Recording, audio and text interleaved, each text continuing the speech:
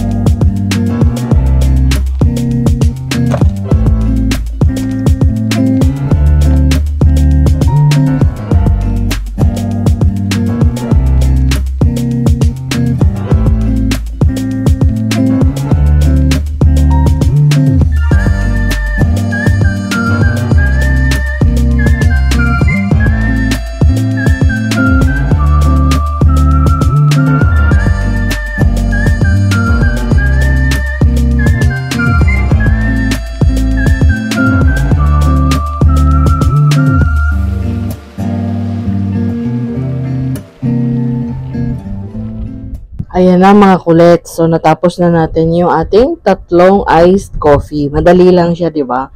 Simple lang ingredients. Magkakatalo lang yan sa lasa pagdating sa kape na pipiliin nyo. So, nasa kape talaga yan. So, kung gusto nyo yung masarap, medyo mamahaling kape, syempre, yung kalalabasan niya, masarap din. Lalo na pag gagawa kayo ng brewed coffee. Syempre, mas masarap yan mga kulets. Pero as a start, pwede kayong magsimula muna sa Nescafe, or Kopiko, or kahit na Great Taste, kahit na ano, simple lang. Magiging masarap din naman ang kalalabasan niyan mga kulets. So, katulad nito, o, diba? Marami tayong nagawa. O, diba, mga kulets? Ngayon, pagdating sa lagayan, pwede kayo dito sa simpleng 16 ounce na plastic cup. Ito, pag walang takip, ano lang to, 45 pesos, 65 pesos ang 100 pieces mga kulit. So, pwede kayong bumili ng takip niyan. May nabibili nitong takip, yung flat lang.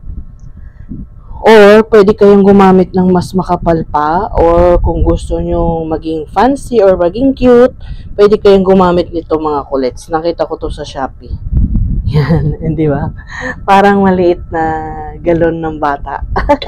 Ayan o. Tapos, ayan yung takip niya. Tapos, lalagyan nyo ng straw. O, diba?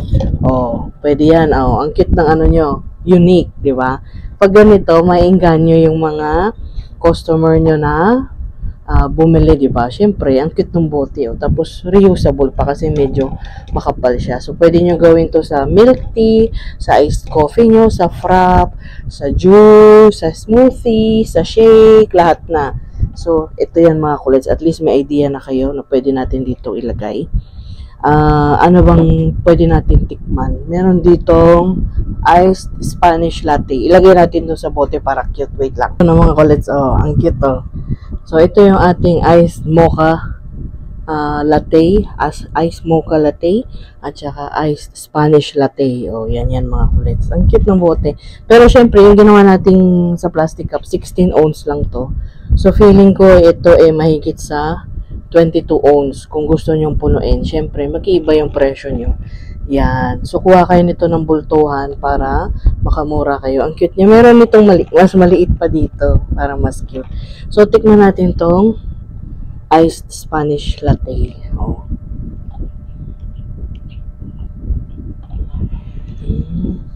Ang sarap. Promise. Lasa siyang Spanish latte na para siyang ano, kumbaga white mocha. Parang ganyan ang lasa niya. Masarap siya mga kulets. O, diba? Hindi nyo akalaing Kopiko or Nescafe lang ang gamit natin dito. Sarap. Ito naman ating iced mocha latte. Yan.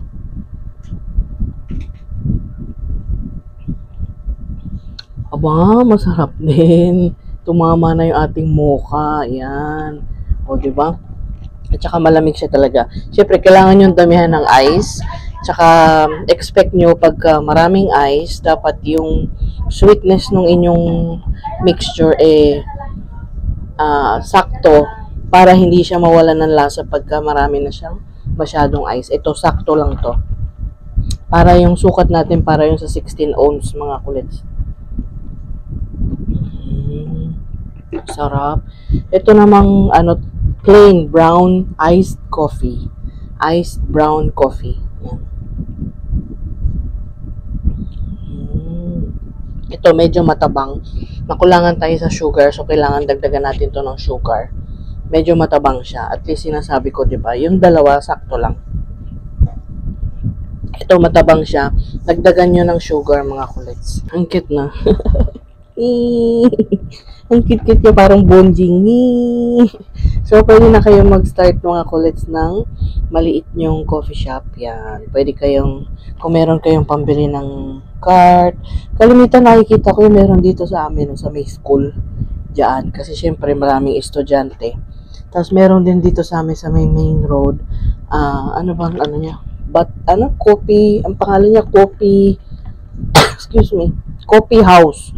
Yung literal na Tagalog na coffee, K-O-P-I. Tapos, meron pa yung But First Coffee. Pero yung coffee house dyan, hindi ko lang sure yung dulo. Sure ako na copy yung start nung pangalan niya.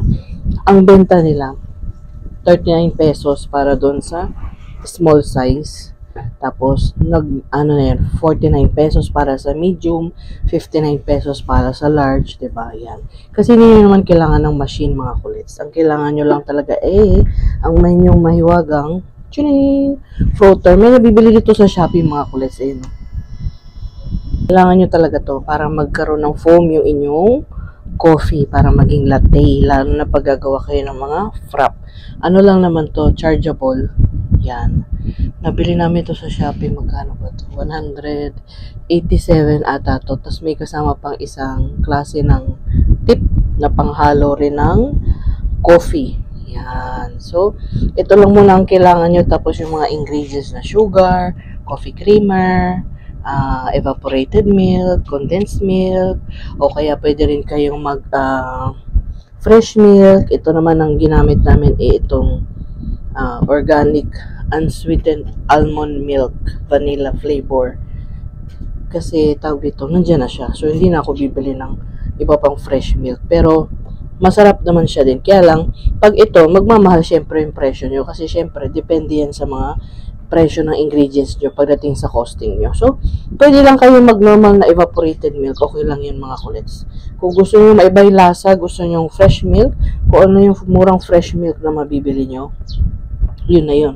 So, sa halagang 5,000 na puhunan, marami na kayong magagawa, mga kulit. So, sa susunod na mga araw, gagawa pa tayo ng ibang flavor ng mga iced coffee. Tapos, pag nakabili na tayo ng whipped cream, pwede na tayong gumawa ng mga mga frappuccino. Mabenta yan, syempre. Tapos, kailangan din natin ng chocolate syrup. So, syempre, as your business grow, napa-English dahil sa sarap ng kape. Siyempre, habang kumikita kayo, pa-level up yung flavor nyo. So, pwede kayo mag-start sa basic, yung mga latte muna kayo, mga caramel macchiato, mga ganyan. Tapos, pagka kumita na kayo, i-level up nyo yung ingredients nyo, bili kayo ng whipped cream, kasi medyo mahal ang whipped cream. Bili kayo ng chocolate syrup, ganyan. Tapos, tawag dito, pwede na rin kayo mag-brood ng coffee, mga ganyan. Tapos, i-level up nyo na rin yung kape nyo, bili na kayo ng kapeng Barako, dyan sa may Cavite, o kaya sa Batangas, yan. So, ganyan yun, mga kulis, diba? Magle-level up yan talaga. So, start muna kayo sa maliit. So, basic muna kayo, kasi sa basic, masarap din naman. So, dyan kayo makikilala ng mga ano. Pag nyo tipirin yung ingredients, sa 5,000 na puhunan, marami na kayong mabibili. Tapos, kailangan unique yung lagayan nyo para, di ba, pagka nakita nung, ay, doon yan sa pangalan ng business nyo, di ba, patok. Cute. Wag mo na kayo bibili doon sa mga alam niyo yung mga Enjoy, yung mga Easy Brand, ganyan. Alam ko, kulits, maiengganyo kayong bumili doon kasi mura siya talaga. Kaya lang, kung yung puhunan nyo ay medyo maliit, subukan yung doon na kayo sa basic. Huwag na kayo doon sa instant.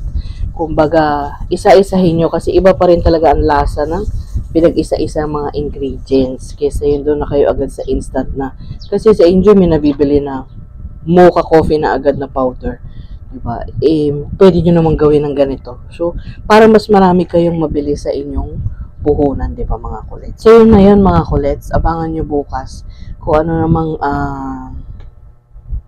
iced coffee ang gagawin natin. Pwede kayo mag-comment down below. Request kayo hanggat sa makakaya natin at meron tayong mabibiling ingredients or kung anong ingredients meron tayo dito, gagawin natin. Kasi hanggat maaari, nagbo-vlog ako kung anong mga ingredients na nandito sa bahay. Di ba, mga kulets? Tikman mo to. Hindi to matamis kasi wala tong gaano sugar.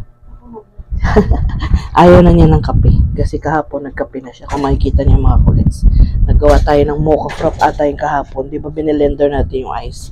So, pero ngayon, simpleng iced coffee lang, mga kulits. Yan. See you tomorrow, mga kulits. Bye!